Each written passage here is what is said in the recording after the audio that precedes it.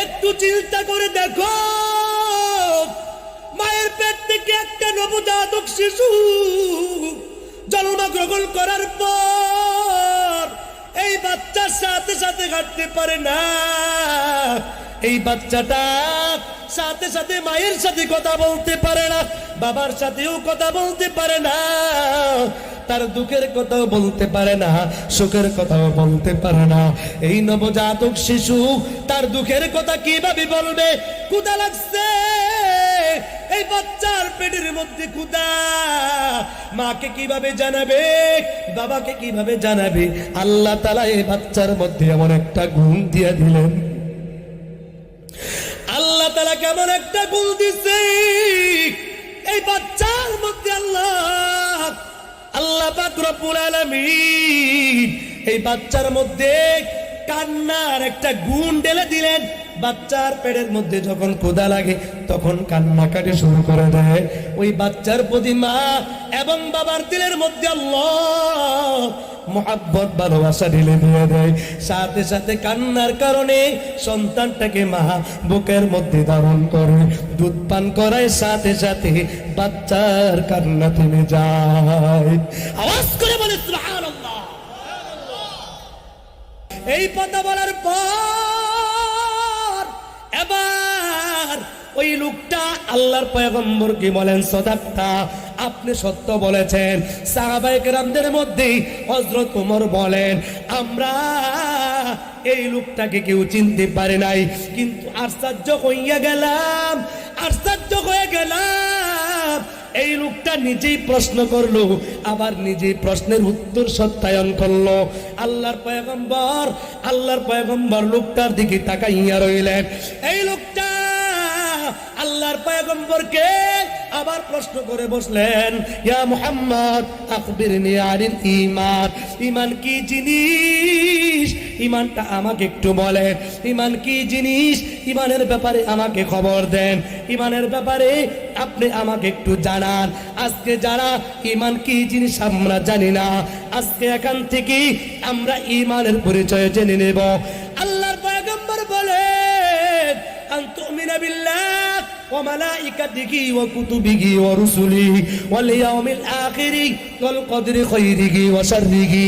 আল্লাহর পয়গম্বর বলেন, আনতুমিনা বিল্লাহি ওয়া মালাইকা, এক নাম্বার আল্লাহ তাআলার প্রতি বিশ্বাস স্থাপন করা, দুই নাম্বার সমস্ত ফেরেশতাদের প্রতি বিশ্বাস স্থাপন করা, ওয়া কুতুবিহি, আল্লাহ এই দুনিয়ার বুকে যত কিতাব আল্লাহ তাআলা নাযিল করলেন সব কিতাবের প্রতি বিশ্বাস স্থাপন করা।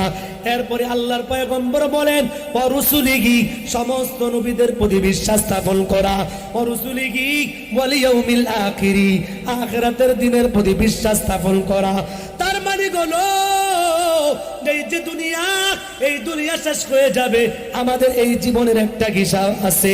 আল্লাহ পাক রব্বুল আলামিন কাল কিয়ামতের ময়দানে আমাদের একটা হিসাব নেবেন। ওই যে দিন হিসাব নেবেন, ওই দিনটার নাম হলো ইয়াউমাল কিয়ামা, কিয়ামতের দিন। যেই দিনের ব্যাপারে আমরা সূরা ফাতিহার মধ্যে প্রতিদিন 5 ওয়াক্ত নামাজের মধ্যে তেলাওয়াত করি, মালিকি ইয়াউমিদ্দিন। নামাজের মধ্যে আমরা কিয়ামতের দিনের মালিক যে আল্লাহ এই কথা পড়ি, তার মানে এই কথা আমরা বিশ্বাস করি। ওয়াল কদরি খাইরিহি ওয়া শাররিহি, দুনিয়ার জীবনে কখনো সুখ আসবে, কখনো দুঃখ আসবে, কখনো ব্যবসায় লাভবান হবে, কখনো লস হবে। তার মানে ভালো মন্দ সবকিছু আল্লাহ পাক রব্বুল আলামিন তাকদীরের উপরে নির্ধারিত করে রাখছেন। এই কথার প্রতি বিশ্বাস স্থাপন করার নাম হলো ঈমান। লোকটা ডাক দিয়া কয়, সাদাকতা, ওগো মুহাম্মদ আপনি সত্য কথা বলছেন। এবার ওই লোকটা নবীজিকে প্রশ্ন করলো আবার, আখবিরনি আনিল ইহসান, ওগো নবী ইহসান সম্পর্কে আপনি আমাকে একটা খবর দেন। আল্লাহর পয়গম্বর বলেন, আনতা আবুদাল্লাহা কাআন্নাকা তারাহু ফাইন লাম তাকুন তারাহু ফাইন্নাহু ইয়ারাকা। তুমি আল্লাহ তাআলার ইবাদত এমন ভাবে করো যেন আল্লাহ তাআলাকে তুমি দেখতে পাও। যদিও তুমি আল্লাহ তাআলাকে দেখতে না পাও তাহলে কথা বিশ্বাস করবা, ফাইন্নাহু ইয়ারাকা, আল্লাহ পাক রব্বুল আলামিন তোমাকেই দেখে। কাকে দেখায়? মানুষকে দেখায়। টুপি একটা রাখতারলে বাহ আমি বড় নামাজি, লম্বা জামা একটা গায়ে দিতে পারলে আমি বড় হুজুর। মাঝে মধ্যে এমন অবস্থা করে মসজিদের ইমাম সাহেবরে ভুল ধরে, কথা কয় না, মসজিদের ইমামের ভুল ধরে, হ্যাঁ হুজুরের চেয়ে বড়, হে তো বড় পাক্কা মুসলিম হয়ে যায়। তার মানে হ্যাঁ বুঝাইতে চায় হুজুর আপনি কিসের গোড়ার ডিমের হুজুর, আমার আমি বড়, কথা কয় না। আর জোরে বলেন আছে না নাই? বহুত আছে। আপনারা ঠিক বললেও ঠিক, না বললেও ঠিক, বহুত আছে। ইহসান সম্পর্কে বলার পর আল্লাহর পয়গম্বর বলেন, আল্লাহর পয়গম্বর